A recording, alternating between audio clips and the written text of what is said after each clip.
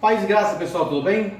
Professor com mais uma informação importante, dando continuidade no diálogo que eu estou tendo com o pastor Flávio Martínez, dono e presidente do CACP, em relação a Lucas 23, 43 e a tese do doutor Rodrigo Silva. Já gravei alguns áudios, na verdade um áudio de 11 minutos e trabalhei alguns pormenores no meu canal ou no CACP. Vamos trabalhar o texto na sala de aula, junto com o seu contexto também. Então o que ocorre? Apresento-vos a vocês a origem e transmissão do Novo Testamento da Sociedade Bíblica do Brasil, de Wilson Paroski. Isso aqui praticamente foi a tese de doutorado. Na página de número 25, ele apresenta isso aqui. O que ele apresenta? Ele apresenta algumas questões que outros gramáticos também já vão falar acerca disso. E outros críticos textuais também. Nós temos aqui aquilo que ele diz que estigmetelia, ripostigmen e também estigmemes, ou seja, sinais de pontuação. E aqui é atribuído praticamente na literatura grega a Aristófanes de Bizâncio, que nasceu em torno de 257 a 180 a.C., ou seja, já havia os sinais de pontuações e também de aspirações nos escritos mais antigos, conforme ele diz aqui. Na época em que os autógrafos do Novo Testamento foram produzidos, portanto, já havia um sistema de pontuação disponível, ainda que rudimentar. Se de fato eles foram pontuados, como aconteceu com outros documentos da época, é impossível saber. Mas o exame paleográfico revela que alguns dos mais antigos manuscritos, tanto papíricos quanto os pergamináceos, receberam já em seu texto original alguns desses sinais de pontuação, embora esporádicos. Isso aqui é muito importante e atribui que já existiam sinais de pontuações em manuscritos antigos. Então, as pontuações elas poderiam partir dos pressupostos dos escritos originais, chamamos de autógrafos. O que ele diz mais? Interessante que ele vai trabalhar numa concordância com o pastor e doutor Rodrigo Silva em relação à sua tese. Falando um pouco dos sinais de pontuações ou pontuação, ele diz: um exemplo de pontuação já no IV século vem do Códice Vaticano, que costuma trazer o estigmateleia para pausas maiores e o ripostigmen para pausas menores. Um detalhe acerca desse manuscrito é que, com o passar do tempo, a tinta original acabou ficando com a aparência de um marrom desbotado. E por isso, um escriba reescreveu a maior parte do texto com tinta nova. Com a maioria dos sinais de pontuações tem aparência recente, acredita-se que eles tenham sido introduzidos pelo mesmo copista que renovou o texto e que isso teria ocorrido por volta do século X ou século XI. Aqui está a referência de Metzger. Manuscrito do Novo Testamento, manuscrito grego, página 74. Ocorre, porém, que em alguns lugares a tinta da pontuação aparenta ser a mesma do texto original, ou seja, do Códice Vaticano, o original. E, portanto, pode remontar à época em que o manuscrito foi copiado. Isto ocorre, olha só o exemplo dele, em Lucas 23, 43, que traz um ponto na linha logo depois, e não antes da palavra semer. Hoje, fazendo com que a promessa de Cristo ao ladrão, arrependido na cruz, tenha sido: em verdade te digo hoje, vírgula, estarás comigo no paraíso. Na verdade, o doutor e professor Wilson Paroski, junto com o doutor Rodrigo Silva, tem uma concordância, eles comungam em relação a este Códice Vaticano. Ok?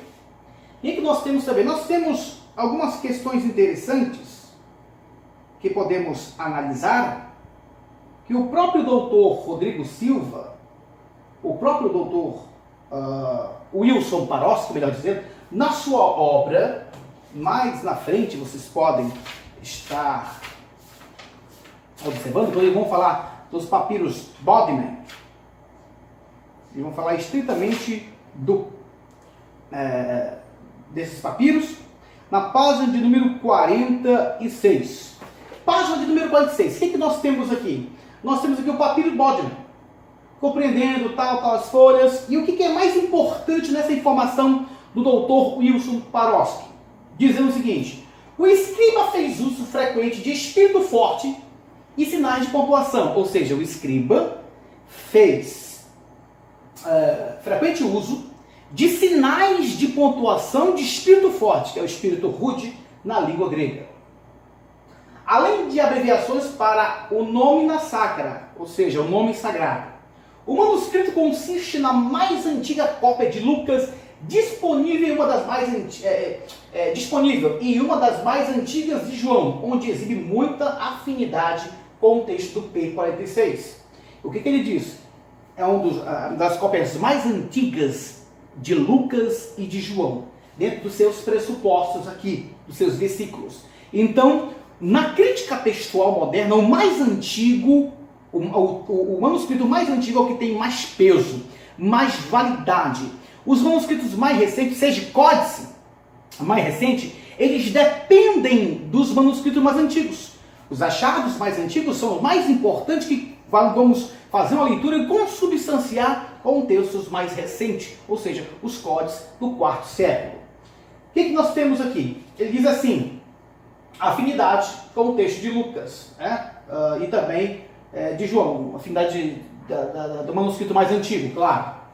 Onde exibe muita afinidade com o texto do P66, aí vai dizer: e o famoso maiúsculos do quarto século, e especialmente o Códice Vaticano. Na verdade, vai dar uma ênfase, na verdade, o P75 e o Códice Vaticano estão mais intimamente relacionados do que quaisquer outros manuscritos antigos do Novo Testamento. A concordância entre eles excede a 90%. E há várias leituras que são testemunhadas apenas por esses dois manuscritos, ou seja, o Códice Vaticano e o P75 tem mais de 90% de concordância entre eles. Provavelmente o P75 seja um manuscrito para o Códice Vaticano ser restabelecido, ser criado. Dentro, por exemplo, de Lucas, capítulo de número 23. Provavelmente o escriba consultou e conhecia o P75. Mas segundo o Wilson Paroski e também o Dr. Rodrigo Silva, existe uma vírgula depois de Cícero, como eu mostrei devidamente. Agora, ele mostra uma concordância entre o Vaticano e o P75, e eu vou mostrar para vocês onde está o P75.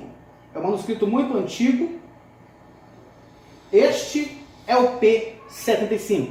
Ele é 100 anos ou mais de 100 anos mais antigo do que o Códice Vaticano. É bastante antigo. Quanto mais antigo, mais peso tem. Então, em relação ao Códice Vaticano, o Códice Vaticano não chega nem perto desse aqui, em questão de antiguidade. Isso aqui é mais de 100 anos mais antigo do que o Códice Vaticano. E provavelmente este foi a base para o Códice do Vaticano, porque tem mais de 90% de semelhanças entre os dois. E várias leituras você encontra no Códice Vaticano e neste papiro aqui, ok? Que é chamado de P75. E a leitura que temos aqui, ó, gente, basicamente, uma leitura tranquila, tá? Como isso o Paroski afirmara, este texto aqui é carregado de pontuação, perfeitamente carregado de pontuação. Nós podemos entender que aqui nós temos uma pontuação, ok? Não sei se vocês estão observando a pontuação. Vamos fazer uma pequena leitura rápida, assim, claro que o texto é uma escrita contínua, a letra remete a um período realmente muito antigo, e vamos tentar ler esse texto aqui, tá bom? Apecrites, você já respondeu, porém, heteros, outro, epitmon, repreendendo, F, dizia, ude, nem, nem fobe, ou seja, nem temes. Thu, theon, tu a Deus. Hoti em tu ao fu, ou seja, que em auto mesma, crimate ei, a mesma combinação estás. Kai remes, ou seja, e nós, remes, men, dikaios, e nós justamente, dikaios, axia, digno, gar, pos, rom, daquilo que é praxamen, daquilo que praticamos, apolambanomen, recebemos, avenjutos este, de, porém, uden, nada, atopon, praticou, nada fez, ou nada fez de errado, ou nada fez, é praxamen, nada de errado praticou, é praxamen, ok? Atopon é praxamen, nada de errado praticou. Aí nós temos aqui um sinal de pontuação. Este sinal de pontuação é um dos sinais que o doutor Wilson Barosky verificou neste manuscrito. Aí vamos continuar. Kai elegen, e dizia, nós temos aqui uma nomia sacra, aquilo que o Wilson Barosky também trabalhou. Nomia sacra é nome sagrado, é nome reduzido. Aqui nós temos Jesus, aqui o caso é vocativo, tá? Chamamento. E dizia, Jesus, minestetimu, lembra-te de mim, rodan, quando ele entrares, para tem basileian su, entrares no teu reino, aí que nós temos uma pontuação também, ok? Aí nós temos uma introdução de uma frase. Kai eipen auto, e disse-lhe, disse o quê? Aí nós temos, disse-lhe, amen soi lego, ou seja, em verdade digo, semeron termina aqui, semeron é temu. Eu quero dizer para o doutor Wilson Barosky, aonde está o sinal de pontuação na expressão semeron. Semeron termina aqui, no ni. Quero também falar para o doutor Rodrigo Silva, e para todos que estão me ouvindo, cadê o sinal de pontuação, a vírgula? Sendo que esse papiro está cheio de sinais de pontuação. Não existe. Se ele e o Códice Vaticano concordam mais de 90%, e provavelmente o escriba utilizou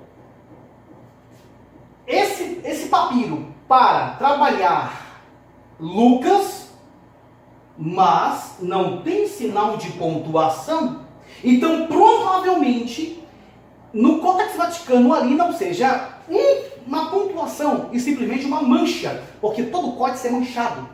Eu já mostrei em outro vídeo que todo códice é manchado, cheio de sinais de pontuação, que nem esse aqui, ó. Ok? Cheio de sinais de pontuações. Mas Semeron não tem sinal de pontuação. Se isso aqui é sinal de pontuação, meu querido, então o escriba não sabe escrever. É claro que não é. É uma tinta que caiu simplesmente, mas não um sinal de pontuação. Semer, ficaria Semer. On. Se aqui for um sinal de pontuação. Na verdade, está errado. Isso aqui não é um pingo, provavelmente. Semeron é uma palavra. Semeron é um advérbio. Semeron. Termina aqui. E aqui não tem sinal de pontuação. Se foi a base para o Códice Vaticano de Lucas 23, 43, então a tese do doutor Rodrigo Silva em não verificar um testemunho, um manuscrito mais antigo cai por terra. Cai por terra.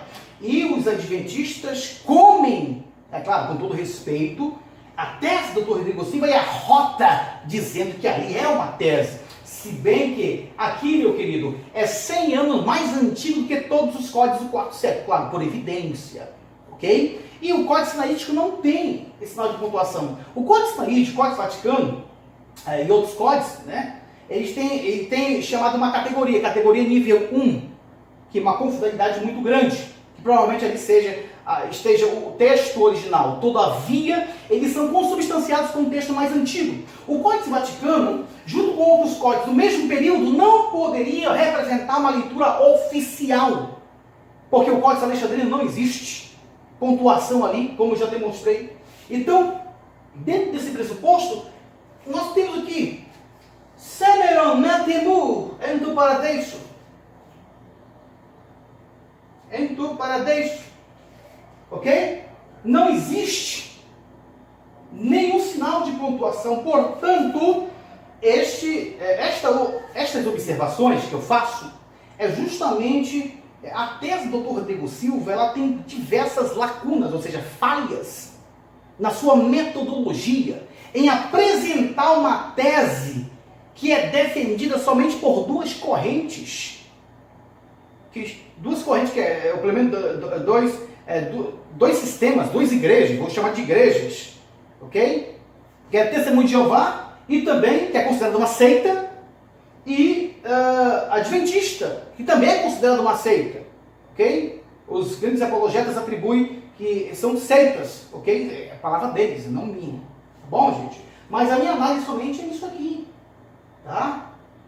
E outra coisa, o doutor Rodrigo Silva falou que, eu escutei mais uma vez o áudio dele, e ele falou o seguinte: não, em Semero, antes de Semero, não temos aí a conjunção que, meu querido, não há necessidade de colocar a conjunção que para trabalhar as orações. Sabe por quê, doutor Rodrigo Silva? Porque existe, por exemplo, as orações, elas podem ser paratáticas e hipotáticas. Elas podem ter conjunção, ou elas podem não ter conjunção, mas a relação sintática existe entre as duas orações, ok? Dentro desses pressupostos. Então não há necessidade necessariamente de ter a conjunção integrante, que é roti, para entender o período das orações, para entender que uma oração, ela tem um discurso chamado discurso direto, e dentro da sua relação intratextual, nós vemos a dependência de uma oração a outra oração, que é uma oração substantiva, uma oração composta por subordinação substantiva.